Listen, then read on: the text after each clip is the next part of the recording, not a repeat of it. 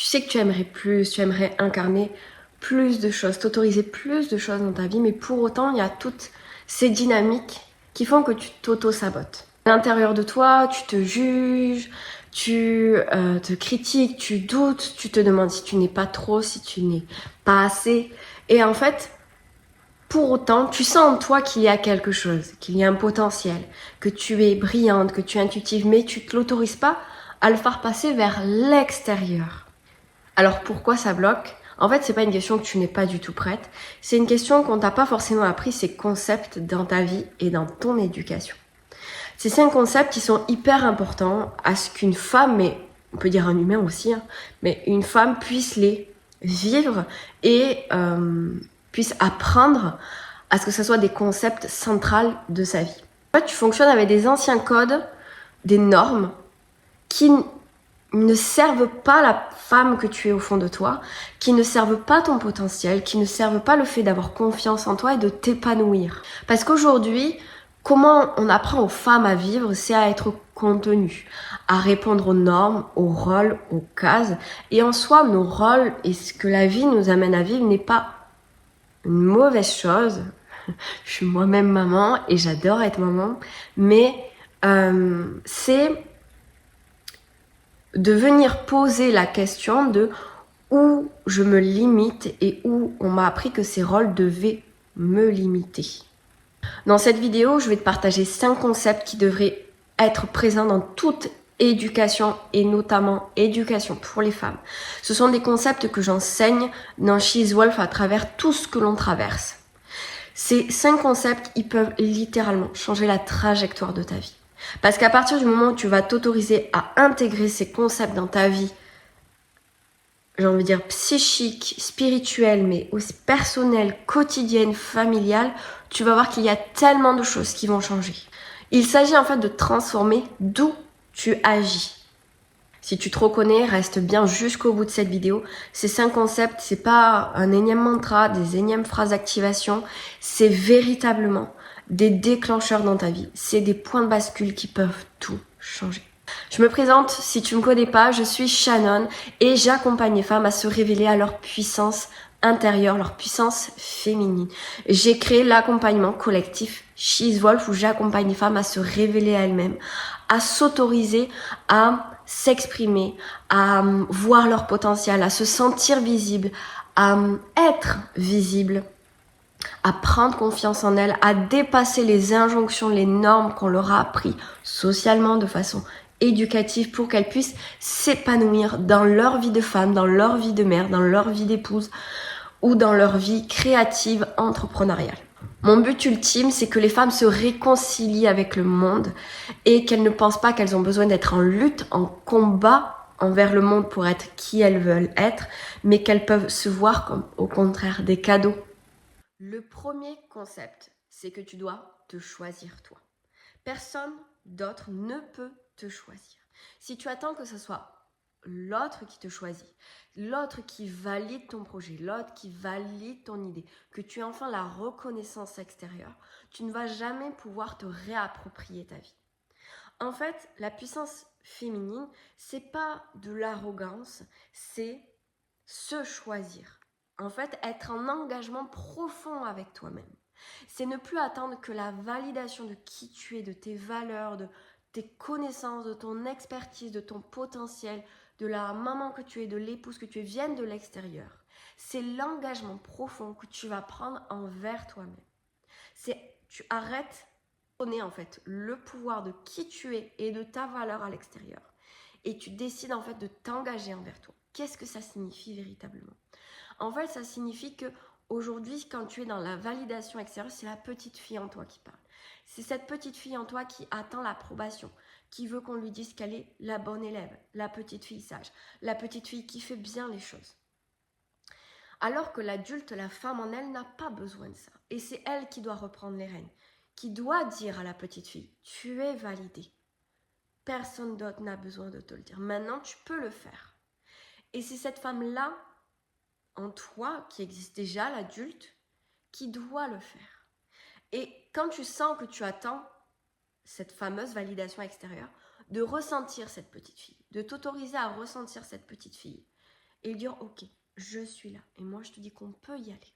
Parce qu'on a les armes pour, parce qu'on a la force pour, parce qu'on saura se relever d'un échec, parce que on va aller au bout de notre idée et qu'on n'a pas besoin que quelqu'un valide cela. Le deuxième concept, c'est celui où finalement rester bloqué est une sécurité. Où en fait, tu as l'impression que finalement rester là où tu es t'apporte des bénéfices. Mais c'est finalement de l'auto-sabotage qui se passe. Ça peut être issu de plein de choses différentes selon qui tu es, ton vécu, ta relation à tes parents, etc. Mais c'est souvent des loyautés invisibles. Si en fait j'arrête de répondre à telle norme, à telle injonction, à tel besoin, à telle personnalité, je pourrais perdre les gens que j'aime. Je vais dépasser mes parents. Je ne serai plus loyale à ma famille. Je ne serai plus loyale à cette idée. Et en fait, inconsciemment ou consciemment, il y a ce blocage qui se fait que ça, je connais. Non, mais en fait, ça, c'est moi. Et non, c'est de l'auto-sabotage, en fait. En fait, ton être comprend que pour changer, il sera obligé de perdre certaines protections. Ces protections, ça peut être euh, le fait d'être sûr qu'on nous aime, le fait d'être sûr qu'on nous accepte, le fait de sentir que il nous arrive telle ou telle chose, qu'on ressent tel ou tel sentiment, ça peut être plein de choses. Mais en fait, on sait que pour changer, on va devoir perdre des choses. Et ça nous fait peur. Parce que finalement, même si là où on en est, c'est pas parfait, on sait ce que c'est. Ça nous rassure. Et donc, en fait, le concept qu'on aurait à apprendre aux jeunes filles, même aux jeunes hommes, c'est que dans la vie, quand on veut avancer, on va évidemment perdre des choses sur le passage. Mais ces choses, on va pas véritablement les perdre, on va se retrouver nous. Et le problème, c'est que dans notre société, il faut qu'on reste attaché aux choses. Il faut que les choses soient comme ça. Alors qu'en fait, la vie, elle est comme ça. Hein. Ça n'existe pas, les choses comme ça. Mais on a envie que tout soit comme ça. Et du coup, on nous apprend sur le fait que ça doit être une norme. Et on doit apprendre au fait que pour se dépasser, oui, on va devoir perdre des aspects de nous. On va devoir perdre peut-être des liens. Et qu'en soi, en fait, le véritable trésor, c'est se trouver nous. Et que finalement les relations vont se transformer, que si finalement on perd véritablement quelqu'un sur ce chemin, c'est que elle nous faisait pas du bien et qu'elle nous permettait pas l'épanouissement. Le troisième concept, c'est que tu n'es pas figé dans qui tu es. Alors qu'en fait, c'est ce qu'on nous apprend, encore une fois. Ah mais toi t'es comme ci, ah mais Charles il est comme ça, ah mais Marie elle est comme ça, comme ça. Et très petit, parce que, et même moi en tant que maman, par exemple, nos parents ne le font pas à mauvais escient. Je pense qu'inconsciemment j'ai tendance à le faire. Mais j'ai envie de dire, on aime voir la personnalité grandissante de notre enfant. Et du coup, quand il va changer, en tant que parent, on peut ne pas comprendre. Je pense en tout cas, mon enfant n'a même pas 2 ans, mais je projette que on peut ne pas comprendre en tant que parent. On peut avoir ce truc de pourquoi il est comme ça, mais c'est pas lui ça. Vous voyez? Et peut-être on vous l'a déjà dit. Vos parents vous ont dit non, mais ça c'est pas toi, etc. Et des fois c'est pour des bonnes choses. Hein. Mais voilà, trêve de cet aparté.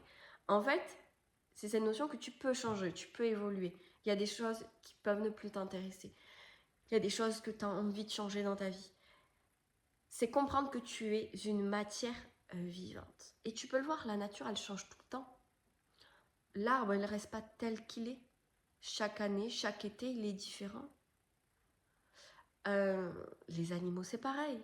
Je veux dire, on est dans quelque chose de cyclique, certes, mais il y a toujours de l'évolution. C'est pas casé, et nous-mêmes, on n'est pas casé. Mais qu'est-ce qui fait que tu as envie d'être toujours la même personne? C'est notre cher cerveau qui, en fait, t'apprend, du coup, mais lui aussi, il n'y a pas que, c'est pas que les parents, mais comme on parle d'éducation, mais tu es comme ça. Mais ça, tu n'y es jamais arrivé. Tu es trop comme ci, trop sensible, trop égoïste. En fait, c'est des pensées qui tournent en boucle dans ta tête et qui sont comme des autoprophéties réalisatrices. Du coup, tu le crois et c'est ce que tu réalises. Parce que c'est ce que tu crois de toi. À partir du moment où tu changes ton récit intérieur, que tu comprends que tu peux évoluer, que tu as cette capacité-là, il y a tout qui change autour de toi. Mais la première personne qui doit le faire, c'est toi. En revenant sur le premier concept qui était donc d'attendre la validation extérieure, déjà ça va être un premier pas du coup de ne pas être sur la validation extérieure, mais d'être dans un engagement profond. Et ensuite, quand tu es dans l'engagement profond envers toi-même, ce qui va être intéressant, c'est de ne pas rester sur « je suis comme ça ». C'est t'autoriser à être une matière vivante, une matière d'exploration. En fait, tu n'es pas figé dans une version de toi. Par exemple, dans She's Wolf, on n'est pas là pour se changer, on n'est pas là pour se redéfinir, on est là pour muer, pour se déployer dans notre version souveraine. Et pourtant, ça vient à bouger des choses, évidemment, en soi. Si cette vidéo te parle, je t'invite à faire mon test « Quelle femme puissante es-tu » qui est directement dans la description. C'est gratuit, c'est offert. Et en fait, c'est un test qui ressort 4 profils généraux de puissance féminine avec leurs biais, leurs freins, mais aussi leurs forces. Et ça va te permettre en fait de savoir là où toi, tu as vraiment besoin d'aller pour venir explorer cette puissance intérieure, cette puissance féminine en toi. Tu peux le retrouver directement en description. Le deuxième concept qui reste ça, il est primordial. C'est l'action vient avant la clarté. On attend tellement, et surtout nous les femmes, les hommes ont beaucoup moins ce problème généralement. Nous les femmes, on attend que, on a tout en main, tout est clair, tout est limpide en nous, on sait où on veut aller, on sait comment on veut le faire. Et là, on se dit, je vais passer à l'action. On attend ce fameux sentiment d'être prête, et des fois, il n'arrive jamais. J'en ai déjà parlé. Mais, c'était ma vidéo précédente. D'accord. Mais, tellement cette clarté qu'on passe souvent moins à l'action. Alors qu'en fait, atteindre cette clarté, c'est la plus grande des illusions des femmes. Elles attendent tellement de tout avoir en main parce qu'en fait, elles ont peur, ça leur crée une illusion de contrôle. Ça nous crée, je me mets en nous, parce que je suis une femme, ça nous crée une illusion de contrôle et du coup, on se dit, bon ben, tout se passera parfaitement.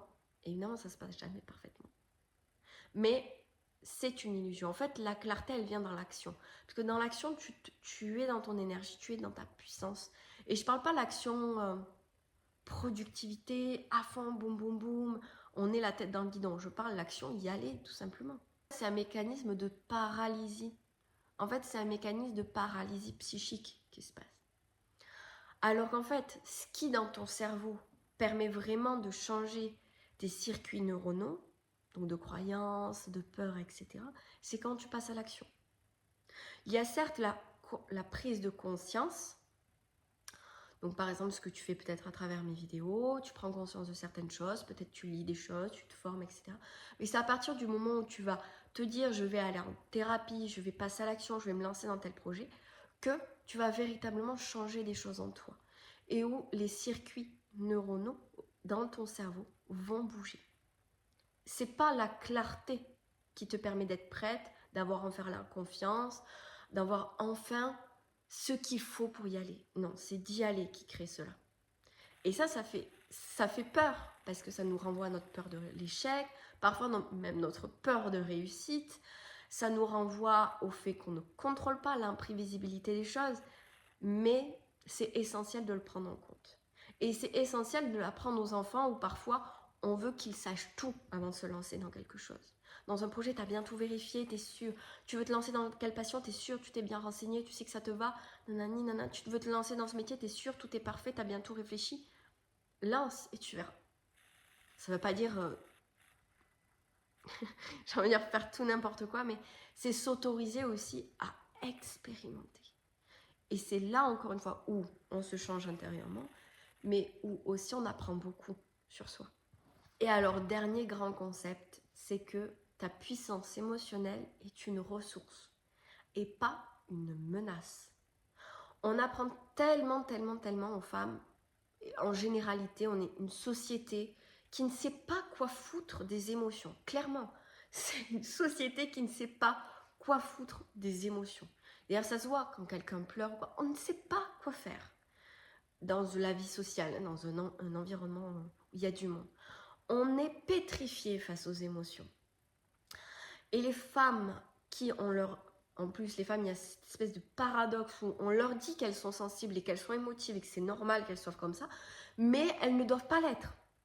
Parce qu'elles doivent être rationnelles comme des hommes, parce que c'est ça qui est validé dans la vie sociale.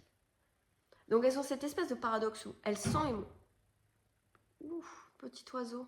Non, ça va, il est pas mort, il s'est pris la baie vitrée. Et il va bien. Où elles ont ce paradoxe où elles sentent en fait à l'intérieur d'elles que, où elles sont très émotives même à l'extérieur, mais du coup elles se sentent marginales, elles sentent qu'elles ne correspondent pas au monde dans lequel on est, ou au bout d'un moment elles vont tellement se contenir et étouffer cette part d'elles pour pouvoir correspondre à ce monde d'hommes, et en même temps elles ont cette sensibilité à l'intérieur d'elles qui les mange. Et les hommes, à contrario, on leur apprend que les émotions, c'est pas eux. Ils ont des émotions, bien sûr, mais la sensibilité, c'est pas leur domaine. Donc, évidemment, il y a des hommes qui sont quand même très, très sensibles et qui, du coup, vont pas se sentir dans cette idée-là. Mais la plupart des hommes, du coup, vont développer plutôt ce côté rationnel, etc. et vont avoir du mal, évidemment, à accéder à leur sensibilité, à leurs émotions. En tout cas, à les exprimer, à poser des mots dessus. Ça ne veut pas dire qu'ils n'ont pas d'émotions, mais ils vont avoir du mal à poser des mots, à poser de la conscience, de l'analyse, alors que nous, parfois, on est dans la suranalyse de nos émotions. Mais eux, ils n'ont pas ce paradoxe du fait qu'ils ne correspondent pas au monde d'hommes. Nous, on a en plus ce paradoxe où on a cette force, où on accède à notre puissance émotionnelle, mais on ne correspond pas au monde actuel. Évidemment, ce que je dis là, ce sont des grandes généralités. Hein. Et évidemment, ça dépend de ton vécu, ça dépend de ton éducation. Mais on prend des thèmes généraux qui souvent reviennent et parfois de manière inconsciente, même si c'est pas forcément notre éducation. Donc ici, en fait, ce qui va être important pour ta puissance émotionnelle, c'est de te voir là où tu as appris à te conformer, là où tu as appris à t'éteindre, à te taire, à te contenir, à lisser cette sensibilité, ces émotions, ces ressentis que tu as à l'intérieur de toi, cette intuition. Peut-être que dans certains domaines de ta vie, pas du tout. Et peut-être dans d'autres domaines de ta vie, beaucoup. Par exemple, ce que moi je vois beaucoup en accompagnement dans She's Wolf, c'est que je vois les femmes qui sont très sensibles, très intuitives dans leur vie personnelle, dans leur vie créative, pas forcément professionnelle, mais justement dans leur vie créative, qui vont, dans leur environnement familial et social très proche, oser être cette femme à l'intérieur d'elles, sensible, etc., à leur manière, de façon unique pour chaque femme. Par contre, dès qu'on rentre dans le domaine professionnel, où il y a besoin donc une recherche évidemment de statut social, de retour financier, d'ambition, etc., pouf, on coupe. C'est normal, parce que c'est ce qu'on nous a appris. Hein. Je veux dire, il n'y a pas de critique, c'est normal. Mais du coup, ça va créer une dissociation à l'intérieur de nous et un évitement émotionnel dans certains aspects de notre vie, comme le professionnel. Et on va avoir du coup du mal à se reconnecter à notre pouvoir, à notre puissance féminine dans ces espaces parce qu'on ne se sent pas légitime, on ne se sent pas assez. Et du coup, on va avoir du mal à poser des choix justes, des actes justes, parce qu'en fait, on se dissocie d'une part de nous. Il est important qu'on reprenne notre intensité comme un feu sacré et pas comme un boulet à notre pied. D'ailleurs, dans She's Wolf, c'est ce qu'on apprend dans le 3e pilier.